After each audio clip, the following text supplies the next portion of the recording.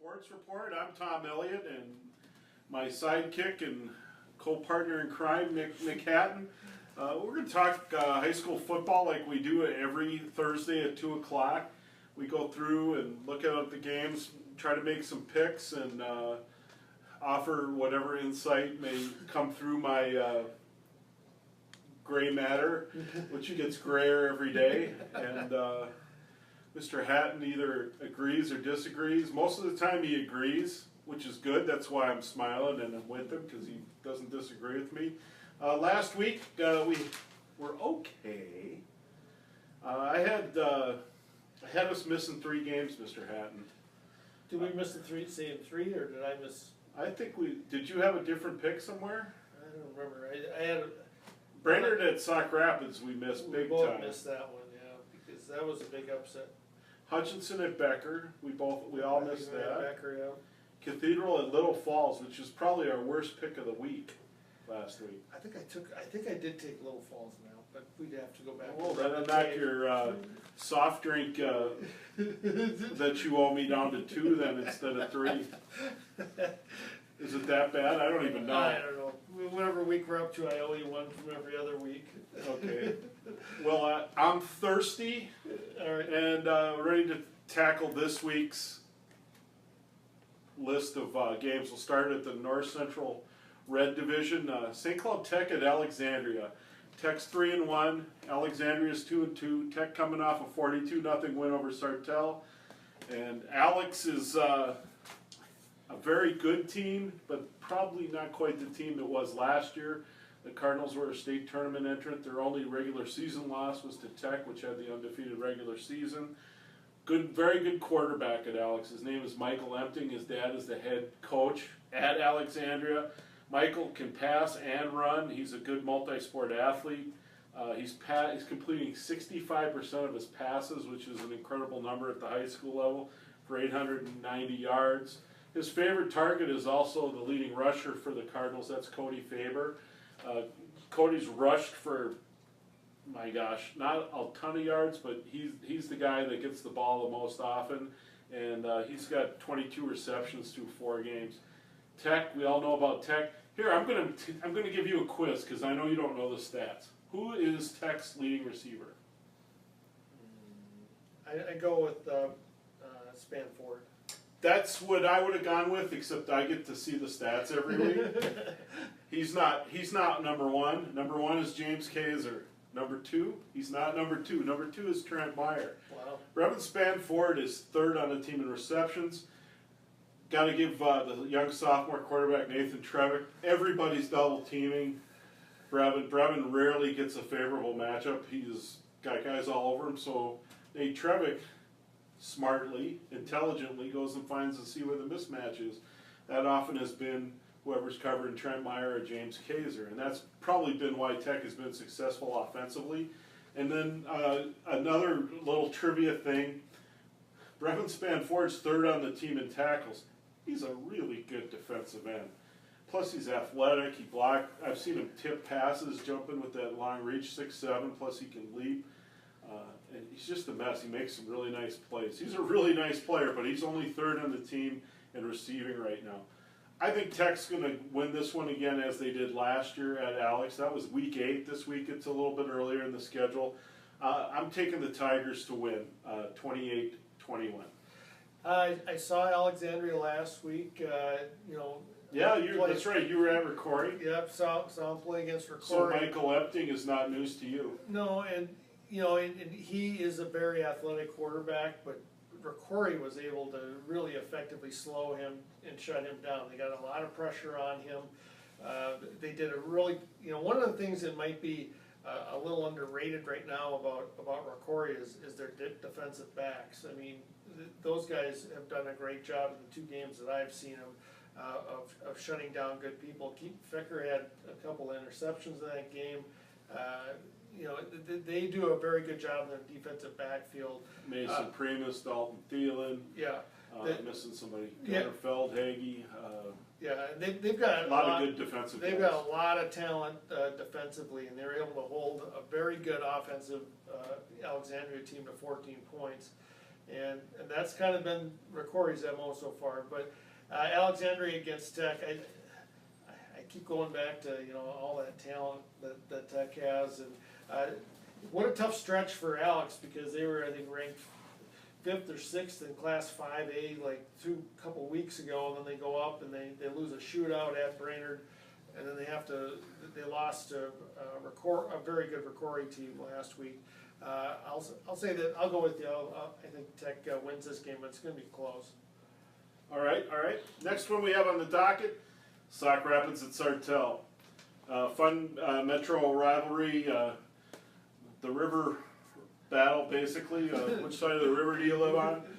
Sauk Rapids 2-2, coming off that big win over Brainerd 6-0. First time in school history Sauk Rapids had beaten Brainerd.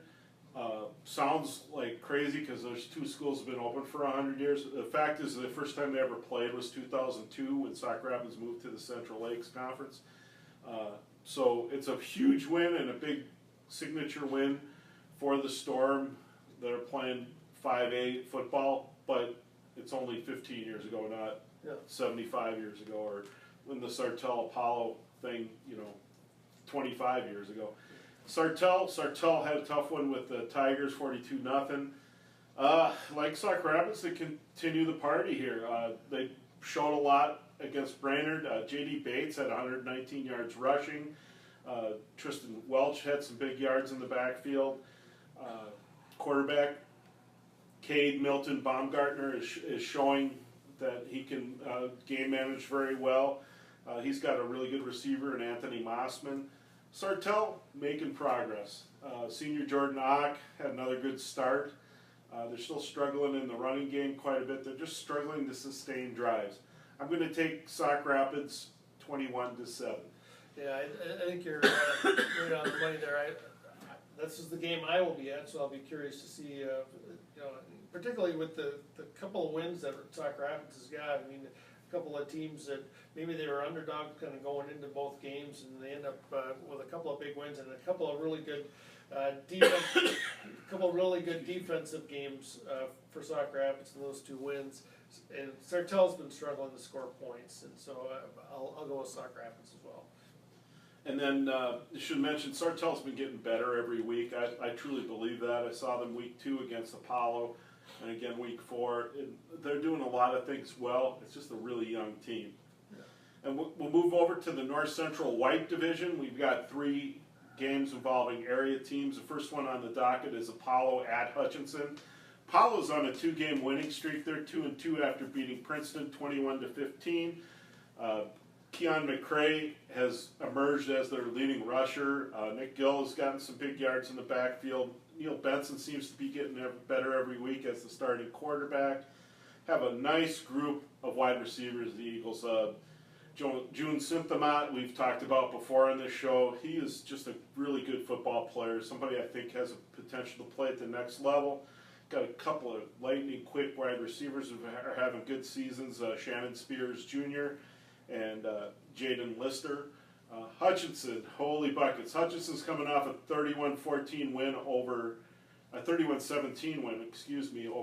Becker at Becker. Tigers ranked 4th in the state. They're 4-0.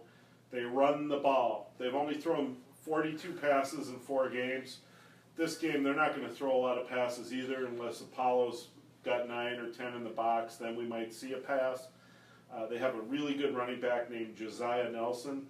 He's one of the top rushers in the state in 4A. He's averaging about 115 yards a game, and he hasn't played 4 quarters that often. So I'm expecting Hutchinson to continue to go 5-0, and this will be a tough road game for the Eagles. I'm going to go Hutchinson 28, Apollo 14. Yeah, it's a very tough matchup for Apollo. Becker. I still go back to, I realize they've lost a couple of games in a row, but they have had a very tough schedule up until this point. And, Hutchinson, apparently, judging by what we saw in the box score, I mean, pretty much, had control of most of that game. So I'll go with Hutchinson in that one as well. Okay, next one on the docket, I have Rocori at Princeton. Spartans are 4-0, ranked 6th in the state in Class 4A in the Associated Press They poll. just can't move up. It's 'cause and as a voter on that poll, I can tell you that, hey, when the 5 teams in front of you win, you It's generally tough, don't yeah. move up. Unless some of them, one of them was playing somebody that wasn't very good and they barely won or something. It just doesn't happen. I can't justify moving them up if the other 5 teams ahead of them move. And then Princeton is 0-4. It's probably the easiest game of the week to pick here. I expect Rocori to win big. You know, that said, Princeton does do some things well. Cole Hepner is a very good running back for the Tigers. He's gained some yards.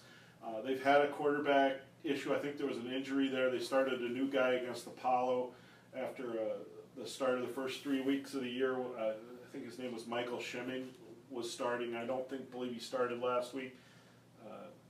James Fleechek was the starter against was the starter last week. And then, boy, you know, what do you say about Rocori? 11 guys have caught a pass this year. They have 2 really good quarterbacks, Mason Primus and Jack Stile. And you saw him, so I should just be quiet. I know Matt Cushwell's having a big year rushing. He's one of the top rushers in our area. Yeah, you know, the big thing last week against Alexandria was, you know, they were able to play, they were able to control the ball kind of early on in that game, and in particular in the first half. They really were able to run the ball very effectively. That's what, you know, it's a little bit uncharacteristic. Typically when I think of Rocori, I think of them kind of, you know, more of a 50-50 team. They're a little bit more of a rushing team. They're usually more, you know, 60-40 this year. This team's got a good, strong offensive line, too. We've talked about him, and Matt Willetsko leading the way there. Yeah, so I think Rocori, you know, particularly with the line play that I've seen out of them, I think you're on the mark. I mean, I think 35-14. 35-14 or 35-8. Okay, 35-8. Yeah. Okay, we'll see. Next one is Becker at Big Lake.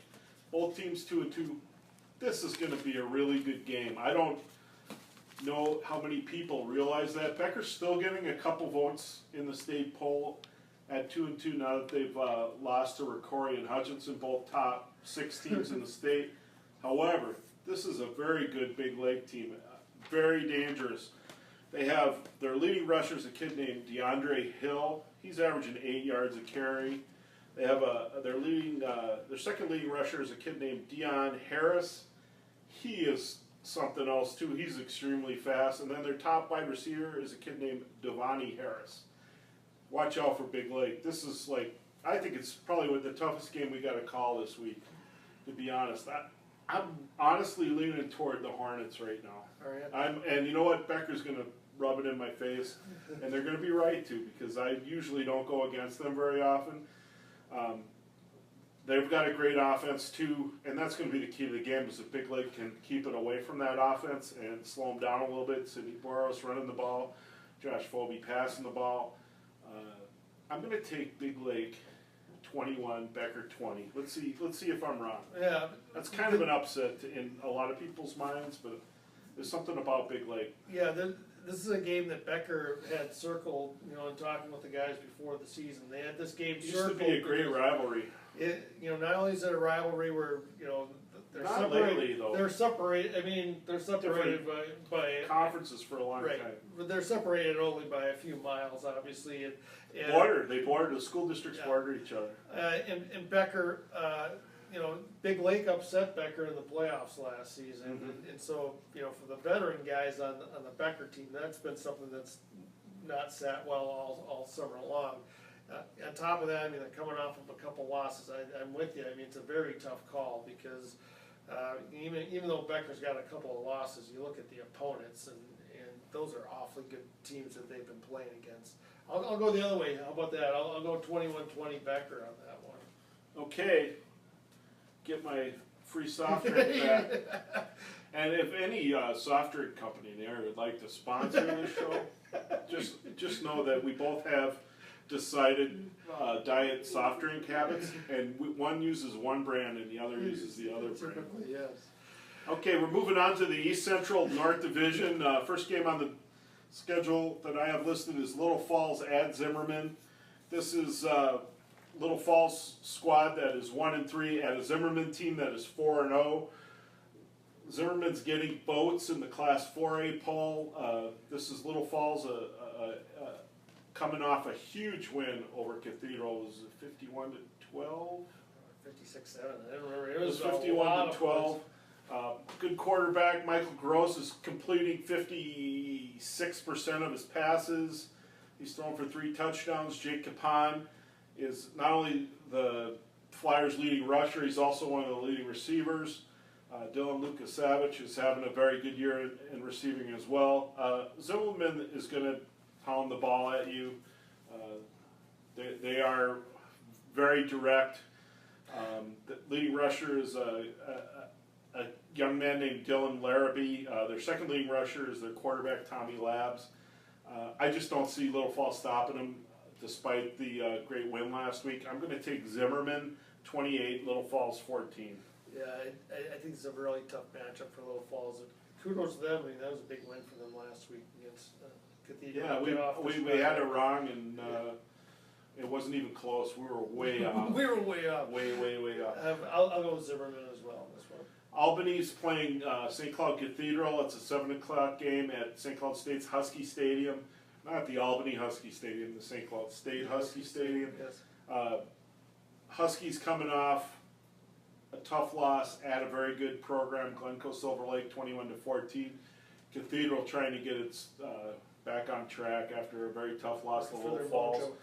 Crusaders are 1-3. This one's pretty simple. Is Cathedral going to be able to stop Albany's direct running attack? Big key for the Huskies is Ethan Hill is back in the starting lineup. He's a very superior athlete. He does a lot of things well. He's been out with an injury.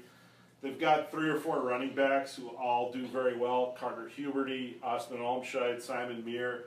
They've all had their moments running the ball, and all of them will see action on Friday. That'll be what Cathedral has to stop. To me, Cathedral's key is, can it get its offense rolling? Even in its victory over Milaca, there was one really good drive. It was like 12 or 13 plays for more than, it was like 90 yards or 81 yards or something. If Cathedral can pull a couple of those off, they have a shot at this. But otherwise, Albany's going to roll. I think Albany 21, Cathedral 7. I would say 31-12 Albany. I like with Ethan Hill back in the lineup. I think their line will take control of that game. Then we have Milaca at Foley. Milaca 0-4, Foley 1-3. This is the Falcons' homecoming game. Quarterback Logan Kipka and running back Cameron Coates. They've got to sustain drives. That has been Foley's killer here. Milaca has really struggled to put up any offense out of the triple option right now. I see Foley winning this. I think it's going to be Foley 14, Milaca 7. I expect a really tough, tight game. Yeah, I agree with that, and it's one of those. Again, here's another kind of border battle game between a couple of teams that don't like each other very much. So I think Foley wins this one. Okie dokie. Well, what we're doing, waiting for the flip. Oh, look at this. A question from the crowd here.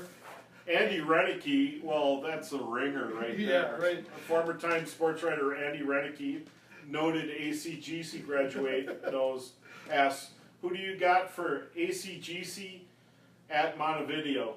Well, that is really simple when you're talking to the guy who follows every score in the state. ACGC is going to win big. The Falcons are 3-1. I believe his Montevideo won a game. They're either, all right, I got it here. If you guys don't mind, I know this is bad video here. I know it's bad video. I think they're either 0-4 or 1-3. I got ACGC winning big. There you go. They're just going to run right over Montevideo. So Andy can be dancing in the streets. You see, and you don't even want to hazard a guess for that one, do you? No, I don't. I don't blame you. We're moving to the Mid-State Sub-District 1. Otherwise known as the Central Minnesota Conference. Conference of Kings. The Conference of Kings. And and one other thing to Andy Renicky, yes, I do want that snowblower. Yes, I'll pick it up eventually. I'm not very strong. All right. All right, the first one on the docket is Eden Valley Watkins at Pierz. Pierz Pioneers won a game and moved up in the poll. They are now the #2 team in Class 3A. They're even getting a first place vote from somebody. I don't know who that is. It is not me, Pioneers. I'm voting like most of the state with St. Croix Lutheran. You guys can prove me wrong somewhere 2 months from now, but right now the Pioneers are rolling. They're 4-0. 4 or 5 guys run the ball every game, and they all seem to do well. They don't pass very often, but when they do, it usually shocks the heck out of whoever they're playing, and they're not ready for it. Eden Valley Watkins is 3-1. The Eagles have half a dozen guys back from a prep ball team on defense, and they're going to have their hands full. They've got to somehow slow down the Pioneers. Pioneers can play keep away. Eden Valley's showing they can pass the ball again. Luke Jansen's completing 56% of his passes. He's got a couple of good running backs, Dominic Schlangen and Jamison Keekley. Pierz, we've talked about Preston Rushlow, Jalen Jansen, Luke Gertz, Reese Kapsner, Alex Funk, Carson Hulls. One of those guys is going to like run for 100 probably on Friday. Yeah, you tell me which one. I don't know. I'm going Pierz 28, Eden Valley 14. I'll say it's a little closer.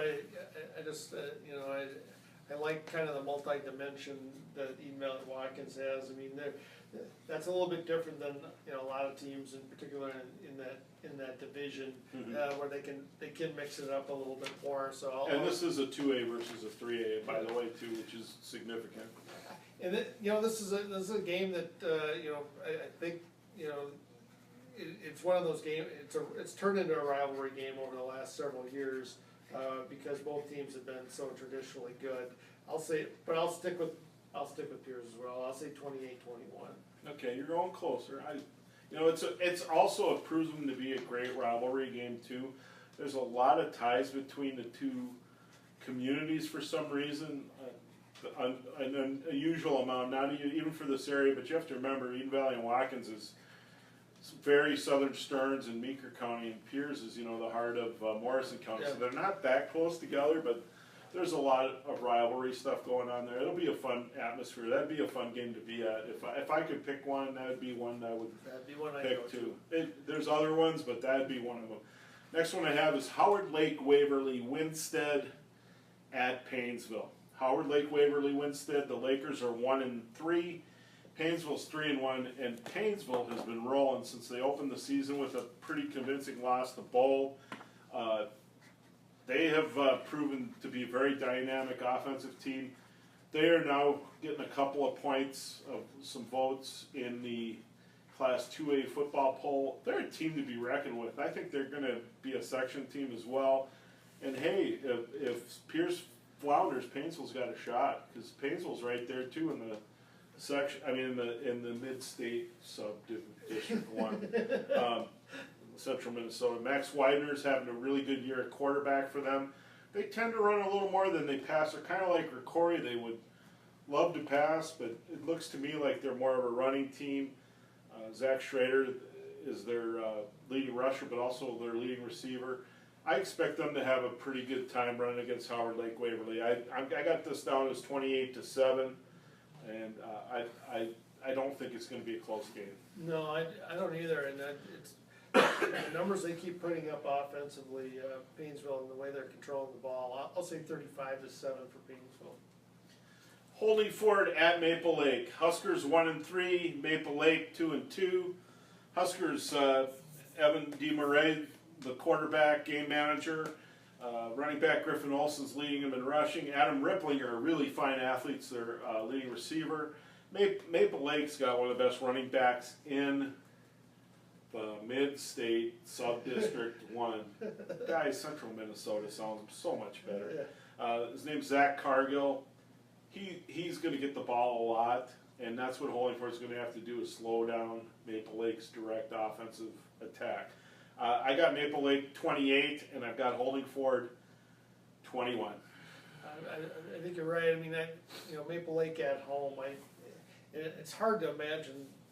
I don't know. For me, Holdingford being 1-4, but this is a very tough matchup for them. I think Maple Lake, again, up front might be a little bit better than Hollingford is right now, so I'll go with you. I'll say Maple Lake gets the win at home. Tim Knudsen doing a great job at Maple Lake. He's got them being a contender and being a regular threat in their section. That last one in this Mid-State Sub-District 1, I just like saying Mid-State Sub-District 1, just to show it off. We have Melrose at Rockford, Dutchman 2-2, Rockford 0-4. Melrose doing a nice job of running the ball and passing the ball. Junior Regan Nelson does a little bit of both. He's a running threat and a passing threat. They have 3 very good running backs and a very good offensive line blocking for him. Luke Glasner, that's co-coach's son, Trayton Cavani and Brady Hellman. They're all capable of busting off a big run. They're all capable of a 100-yard game. Right now, they're all getting the ball 10 to 12 times a game. They work them all in and find different ways to get them the ball. Rockford's really struggled to slow teams down. I think Melrose is going to come away here with a good road victory. We're going to go 28-14. I was going to say, I'll go with Melrose 28-6. I just don't like my Rockets. No, they're struggling, and I like Melrose in that game. Okay, now we're going to switch gears to Mid-State Sub-District 3. Not Sub-District 2. No. Which would be West Central Conference for everybody who follows everything else. And not Prairie Conference, which is what this is, basically. We have Royalton at Kimball. And I'll tell you, on paper, everyone's going to go, oh, Royalton's going to win. This is all over. Forget this. Royalton's 3-1. They're coming off a 40-0 win over New York Mills. They should win, and I think they probably will. Kimball is 0-4, and coming off a 32-20 loss to Kirkhoven, Murdoch, Sunberg. But we can play the comparative score game, which is always fun because you can take the worst team in the state and you got them playing with the best team in the state. And I'm not saying that either of these teams are the worst or the best or anything. I'm just saying this is interesting. Your Kimball Cubs lost in week 2 to Belgrade Brutenell Rosa 13-6, or was it 12? 12-6. Kimball did everything but tie that game up. They had chances. They were threatening at the end. BBE was holding on for dear life. 2 weeks ago, BBE, which is a very good Class A team, beat a state-ranked and at that time undefeated Royalton team, ranked in AA. They beat Royalton 24-8. So if you just go by that, you're going, holy buckets, Kimball's got a really good chance here. I think this is going to be a whale of a game. I'm going to take Royalton 21, Kimball 20. I'll say Royalton scores late to make it a little bit less close, but I'll say 18-6 for Royalton in that one. Okay, all right.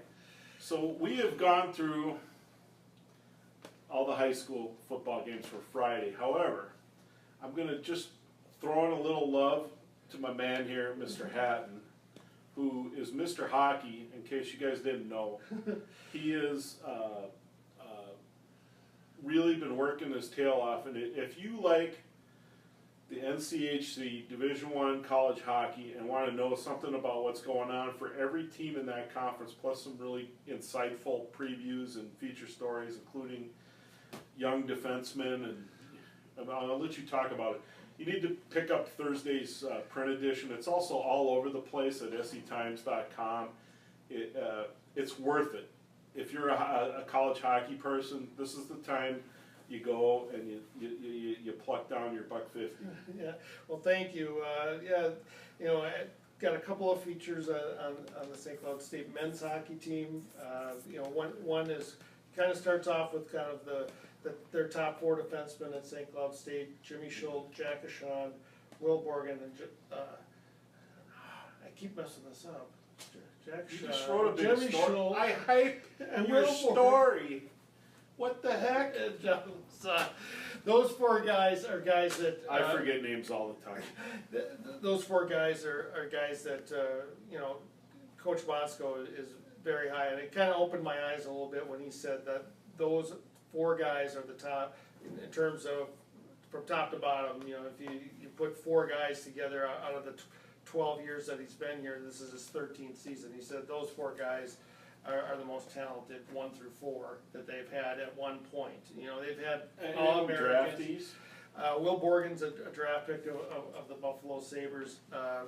Jimmy Schultz was in camp with Montreal Canadiens over the summer. He was in two, the summer before he was actually in 2 NHL camps, which not many people do. But people like him because of his size. He can play a little bit, you know, both ways. He can shoot the puck and he can play physical.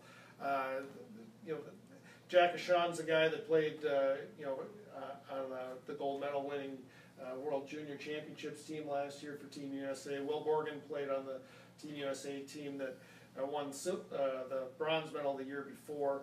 And John Lazat was also in Montreal camp. A guy that was a walk-on that has made himself into being one of their top 4 defensemen. So those are kind of the guys that are kind of the lead part of that story, but we get into a little bit of, they've got a lot coming back. 100 of the 105 goals from last season are back from last season. Ryan Poehling, first-round draft pick of Montreal, had a great off-season. They say he's put on some really good weight and played with the national team and is up to play on the World Junior Championships. So those are guys that are good with that. I also talked about the freshmen. They've got a really good freshman class coming in, led by Blake Lazat. They think has a chance to be an impact player right away. Where's Blake from? Blake is from Lindstrom. And so Chisago Lakes, baby. Yeah. Was he playing juniors last year? He played for the Fargo Force, was second in the USHL in scoring, and that's the top junior league in the country. So they're high on him. And the Huskies actually take the ice where someone can watch them win. Saturday, 7 o'clock, they have a home exhibition game against University of Regina. And then the football team plays We'll mention, yeah, Huskies playing Duluth, 6 o'clock Thursday. Good win for St. Cloud State over the weekend on Saturday. They had a lightning delay, but they were able to pull out a victory over a good Augustana team, and so that was a big win for them. They're 3-1 right now. They play at UMD. UMD's 2-2. For the Bone? What is this? I don't know. Apparently they're playing for some new traveling trophy. It's also a little bit like unique. A dog bone. Yeah, it's like a giant dog bone. Well, Bulldogs versus Huskies. I guess that's what you're going with. But Midco Sports is doing a game of the week basically in NSIC this season. And so each team gets to play at least one game on a Thursday. This is St. Cloud State's one game. That's been a big rivalry for St. Cloud State in the last few years. Teams that have been in a couple teams have both been in the playoffs. UMD is 2-2, St. Cloud State 3-1. So we'll see how that goes. And then I got St. John's and Bethel 1 o'clock Saturday. It's a Tackle Cancer and Family Day event. And I'm going to wrap it up. I'd like to thank producer Christopher Beeth. And thanks for everybody for tuning in. We'll be back here next Thursday at 2 o'clock. Thanks a lot.